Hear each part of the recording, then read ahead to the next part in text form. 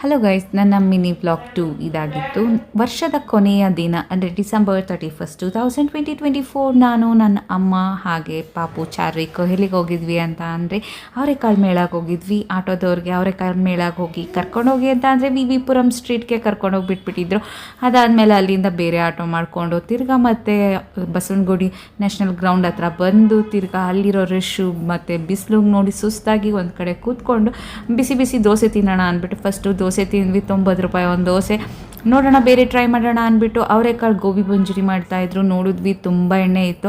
ಅದಾದಮೇಲೆ ಫುಲ್ಲು ಬಿಸಿಲಿರೋದ್ರಿಂದ ಜಾಸ್ತಿ ಏನು ಟ್ರೈ ಮಾಡೋಕ್ಕೆ ಹೋಗಲಿಲ್ಲ. ಪಾಪು ಕೂಡ ಕಿರಿಕಿರಿ ಮಾಡ್ತಿದ್ದ, ಅವನಿಗೂ ಬಿಸಿಲು ಜಾಸ್ತಿ ಆಗ್ತಿತ್ತು ಅಂದ್ಬಿಟ್ಟು ಪೂರ್ತಿ ನೋಡಿಕೊಂಡು ಹಾಗೆ ಅವ್ನು ಫಸ್ಟ್ ಟೈಮ್ ಮೆಟ್ರೋನಲ್ಲಿ ಪ್ರಯಾಣ ಮಾಡಿದ್ದು ಅಂತ ಹೇಳ್ಬೋದು. ಫಸ್ಟ್ ಟೈಮ್ ಫುಲ್ಲು ಎಕ್ಸೈಟ್ ಆಗಿದ್ದ, ಖುಷಿಯಾಗಿ ಎಂಜಾಯ್ ಮಾಡಿಕೊಂಡು ಮನೆಗೆ ಬಂದ್ವಿ.